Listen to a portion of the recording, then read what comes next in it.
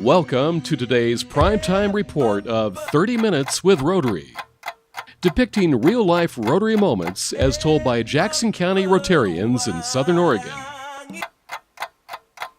They will describe their exciting goodwill outreaches to international communities. So Platten, it's exciting to hear about the MAJI SAFI clean water project that's been happening over in Africa. Can you tell us more about how your Rotary Club got involved in this? They knew that my family has ties in Africa, and they wanted to help. And so with a 50-member Rotary Club in Jacksonville, we managed to affect the life of thousands of Africans. So tell me, how do 50 Rotarians from the Jacksonville-Applegate region affect thousands of people in an African small country half a planet away? Courage. Courage to recognize a need and courage to act on it. Courage, that's what it took. I like that. So tell me, how actually did this journey begin? Under the shade of one thorn tree, like this, with 147 children sitting on the ground on stones like this as their classroom, struggling to get an education. That's where the journey began. And we got involved, we built them a school, we provided them with furniture. But can you imagine your child going to elementary school and sitting on rocks like this with a piece of corrugated iron nailed to a tree like this? Amazing. And trying to learn under those circumstances with one teacher trying to affect the lives and destinies of 147 children? Amazing. And you guys built them a schoolhouse. We built them a schoolhouse. We furnished them a schoolhouse. And how long? It took us a couple of years. Couple of years. Yes. And now you're bringing fresh and clean water in the MAJI SAFI project. Yes. So Platten, you're the manager of the Jacksonville Inn. You've been a resident here in the United States for 25 years. How do you and your Rotary Club get connected to a country half a planet away, 7 villages in Tanzania? From a friendship, a customer bought this visiting priest from Tanzania, Father Pirmingole, to the Jacksonville Inn to meet me. It all started there. He explained to me the dire need for clean water in this area where his mission is. And we responded. We responded, and today these people have a better life. They can watch their children grow up, get an education, and improve their future community. One glass of water can quench your thirst or can end your life, and that's what we changed. Amazing. So Dick, you are the president of the Jacksonville-Applegate Rotary Club here in the Valley, and also you are a contractor by trade. And the question I have is, how do you take 30,000 people and bring them fresh potable water, which they never had before, spread out over 7 villages in the middle of the African bush in a country called Tanzania? It's a very good question. It was a challenging project. We had the opportunity to get involved through Platten and his family and his connections in Tanzania. The job entailed building about 6.5 miles of pipeline over 3 small mountain ranges from a pure water source to get to this group of villages and 30,000 people. The work was completed by the native people. There's a sense of ownership that comes with involving yourself in a job like this. And unlike things of this nature that would be built in this country using mechanized equipment, this job was dug and installed by hand by folks that would be recipients of the water that came through the system once it was completed. So Dick, once this water actually got to these 7 villages, what was it like? What was the people's response? Unlike our communities in this part of the world, in a country like Tanzania, clean water is a necessary part of developing and providing good health to kids and to people that live in that part of the world. Prior to this project, waterborne diseases could cause 1 child in each of those villages to pass away each month. During an epidemic, that number might increase to 1 a week. A project like this, with the involvement of the Jacksonville-Applegate Rotary Club and the efforts of the people that live there, has changed all of that. That's a remarkable thing. So Suzanne, you are a member of the Medford Rogue Rotary Club. In fact, you're the chairperson of the World Community Service Outreach. That's correct. And in 2004, a very huge event happened, a catastrophic event called the tsunami in Southeast Asia. And a member of your club pretty much kicked off a first responder response to this incredible tragedy. Tell us about it. It was an amazing day. We had a member of our club stood up and gave a $50,000 donation from himself and his company that we were able to direct to Southeast Asia, to India and Sri Lanka. And it was a grand day. It was the first time we've ever had anything of that magnitude come our way to be able to engage and go forth and find great projects that we can do. That is truly remarkable. And yet we know $50,000 in a huge cataclysmic event like the tsunami of 2004 doesn't go quite that far. Tell us how that grew. Tell us how that snowballed. You know, one of the things that is wonderful about the Rotary World Community Service Program is that any money that a club, a single Rotary club may put up, is then matched at the district by the Rotary District, and then it's matched again at Rotary International. So we can parlay a $50,000 contribution into, in this case, $118,000 worth of goods and services. And we know that you can't just take $118,000 and throw it to the wind and expect it to be spent in the right way. So how did you guys get feet on the ground, as they say, in this recovery project? You know, we have a great committee in the Medford Rogue Rotary Club, and Tim Johnson stepped forward at that time and made a trip to Sri Lanka and to India, had our own presence there to listen to the people, to find out what really was necessary, and then come back and make recommendations to the committee about how we should distribute that money. Tim has made several trips to Sri Lanka and India to work with the nationals and to help determine how we can distribute the goods and services, and he actually has helped them with actually rice and water distribution in the very early stages of his visits. And yet, I'll bet your committee, being innovative Rotarians, found out a way to make that money grow. We certainly did.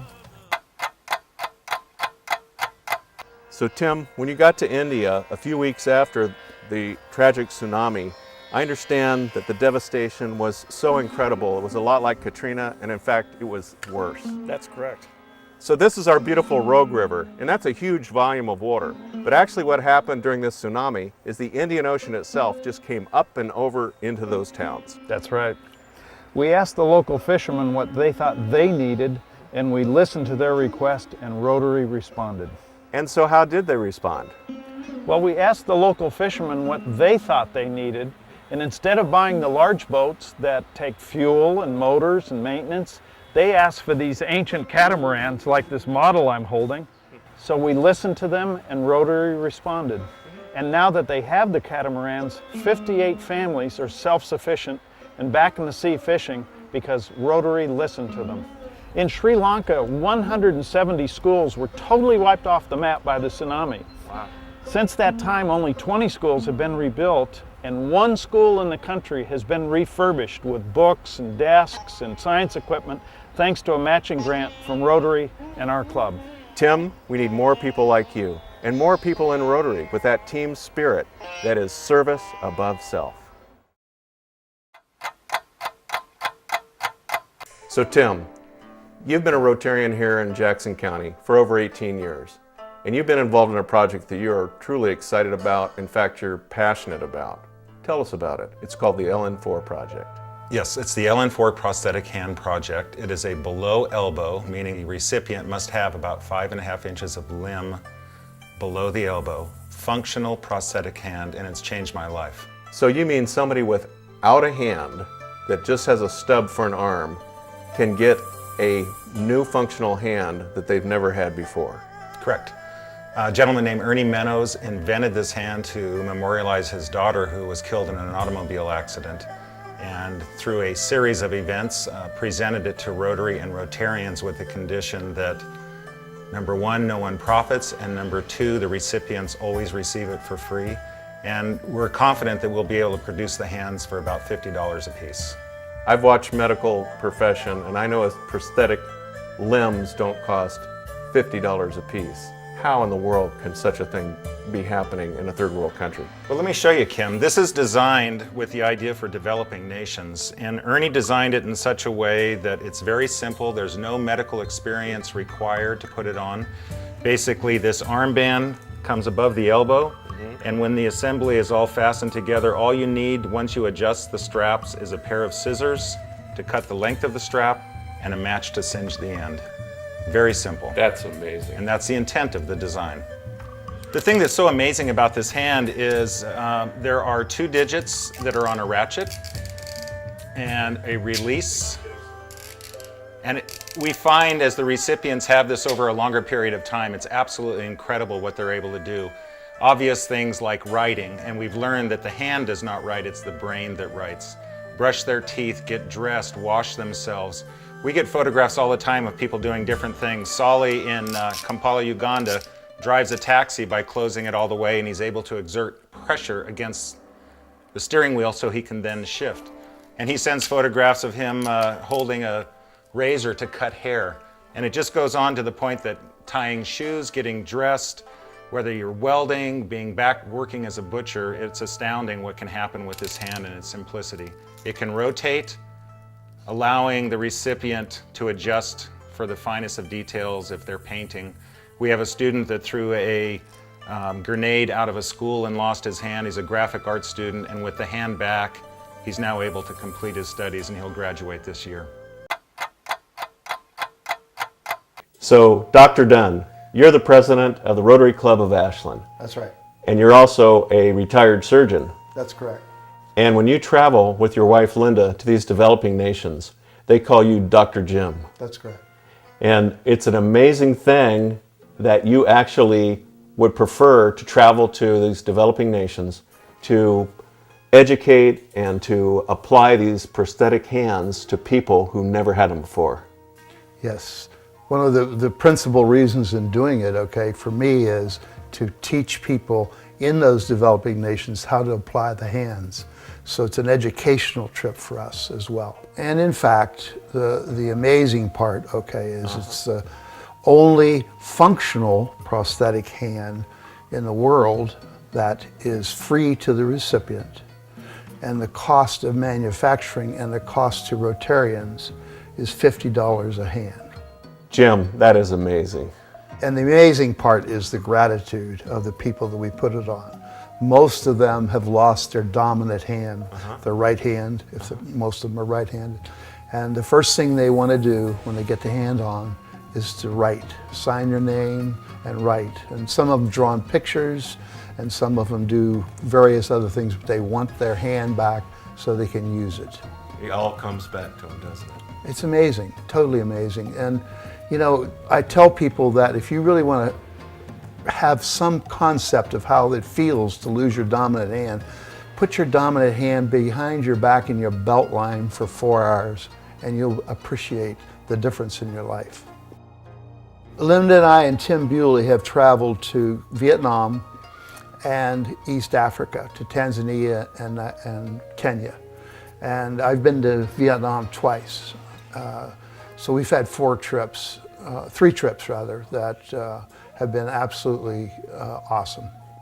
So Dr. Jim, these people weren't born without a hand. So how did they lose their hand? Actually, some of them are born without hands, but the majority of them lose their hands from industrial accidents, from automobile accidents, and some of them from hostile acts of amputation by either a robber or a relative in Africa that was prevalent.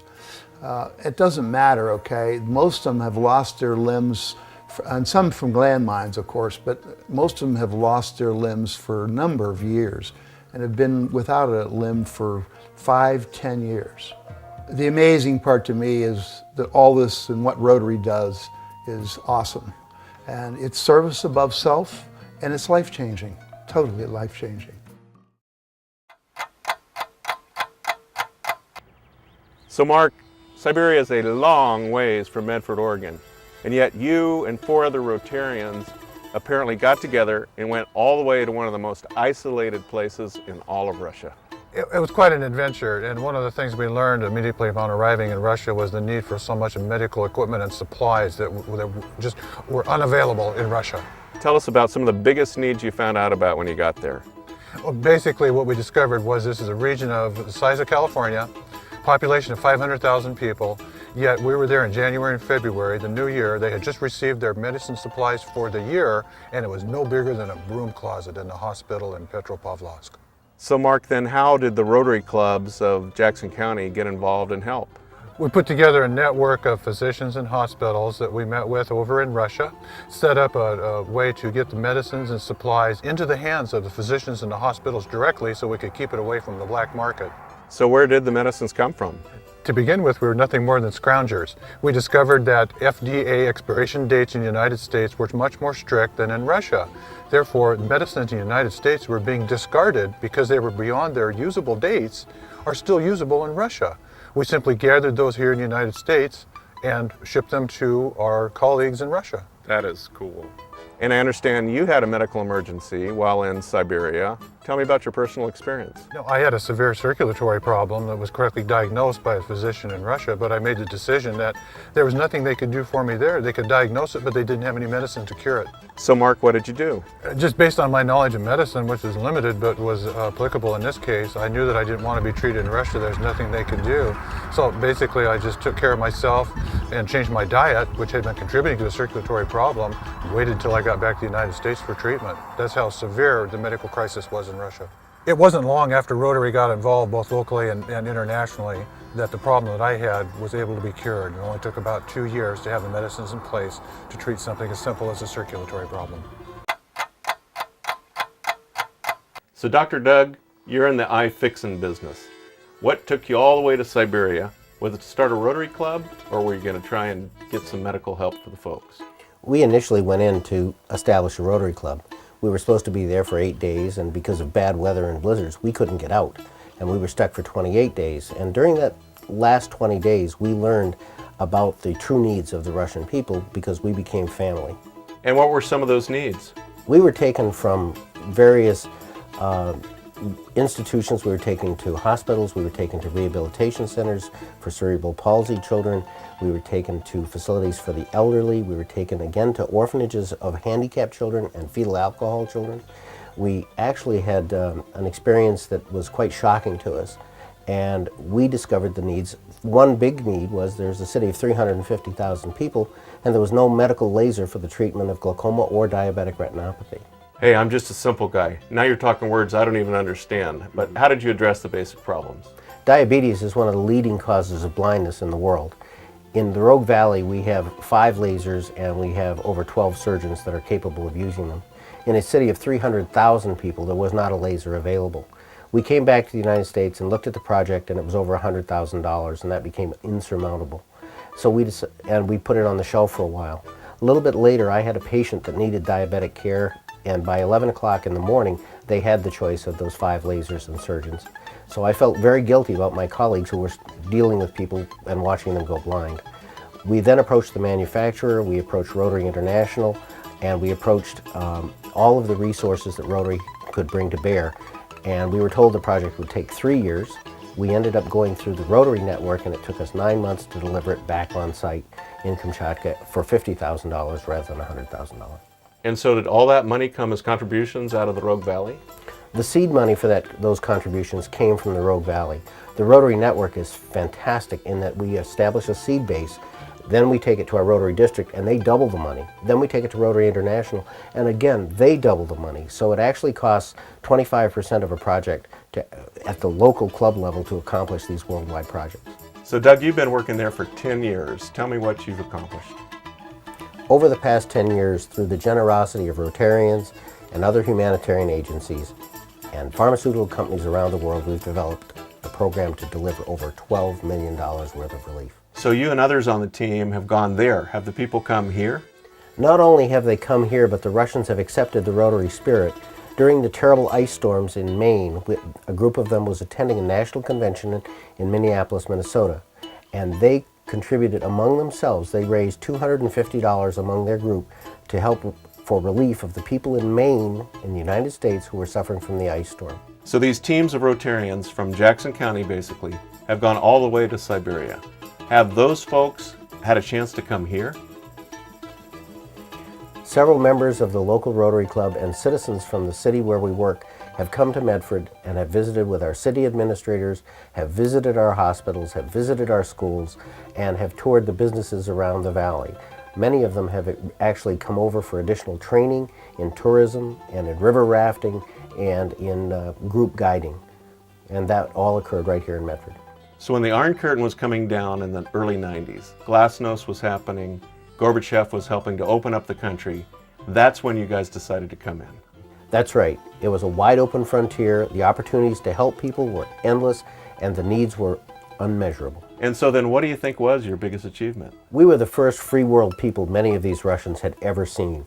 They were stunned by our generosity and our commitment and our ability to follow through and deliver on our promises. I understand if China's there and Alaska's over here, this is where you did your work at Siberia. That's correct. It's 4 time zones from Medford and 11 time zones from Moscow. Wow.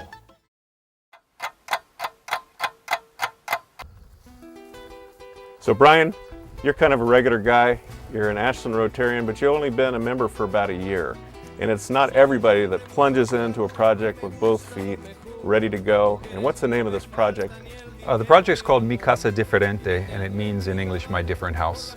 So Brian, I understand this project's based in Mexico. So where in Mexico is it? It's based in Guanajuato, the state of Guanajuato, which is in the central part of the country. Guanajuato. That's Ashland's sister city, isn't it? That's right. So it's called My Different House. Tell me about it. Well, it's a program where $650 that is donated is leveraged 3 to 4 times and actually buys subsidized building materials for people to actually build their own home in Mexico. Tell me a little more about how the matching works, because I'm not convinced you can do this for $650. Right. Well, the $650 gets matched several times by the state and the municipal government of Guanajuato, gets building materials for that $2,400, and with that $2,400 worth of building materials, these recipients have to build their own home.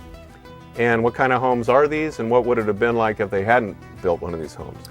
They're basic 1 or 2 bedroom homes with a kitchen, bathroom. You have to understand that basic that they are, these people have lived for a long time in maybe 10 by 10 home-built stone homes or cardboard homes. So this is a huge, huge improvement. Angelica, you were born in Guanajuato, the state of Guanajuato, is that correct? But you've been here for 22 years in America? That's right. And you were actually the CFO, the Chief Financial Officer of the clinic. That's fascinating. So how many people does La Clinica serve? We served last year 13,000 patients, 60% Anglo and 40% Hispanic. And Angelica, I love seeing you at our Ashland Rotary Club. You are a member, aren't you? That's right.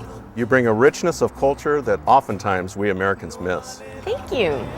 So Mi Casa Diferente, our Rotary Club project down in Guanajuato, is actually like Extreme Makeover Home Edition, except we're building these homes absolutely new from scratch. Absolutely. So tell me what it feels like to see a person go from a shack in the dirt to a brand new home. I was born and raised in Guanajuato to a middle-class family, and I got to see a lot of poverty. However, when I went to Guanajuato as a Rotarian, I really got to see what's poverty about. You want to cry with joy for them because it's just so, they are so happy to have a new home with a roof. So Brian, what is it about Rotary? Well, I'm passionate about people, and I'm really excited about having the opportunity to work on a project like Mi Casa Diferente. And it's just wonderful that you can have this type of impact on people's lives when you're with Rotary. Anybody can do it. Rotary is fun, Rotary is relevant, so please join us for a breakfast or lunch meeting at a Rotary Club near you. I'm a journalist, a firefighter, and I live out in the Applegate, and I love being a Rotarian because it exposes me to a world of service. I live in Jacksonville now, and I come from a family 4 generations in the African bush in Tanzania, large Greek family. I am now an American citizen, And then I became a Rotarian. I can't imagine a better way to reach out for world understanding than to being a Rotarian, because we do nothing less than save lives. Rotary makes things happen worldwide. We bring relief to people around the world, and you can join us and make things happen too. I'd invite you to join us at one of our weekly breakfast or luncheon meetings and find out what Rotary is all about and how you can help and join us. Hi, I'm Jimmy Kolker. I joined the Rotary about 5 years ago, moved here from the East Coast in Florida, and here in the Rogue Valley. It's a wonderful organization to join, lots of friends, wonderful way to give back to the community. Hey, there's a Rotary Club in your community, and we invite you to drop in for a breakfast or lunch meeting and find out what Rotary is all about. To learn how to visit a Jackson County Rotary Club near you, call this number, 770-0126. That's 770-0126, anytime, 7 days a week.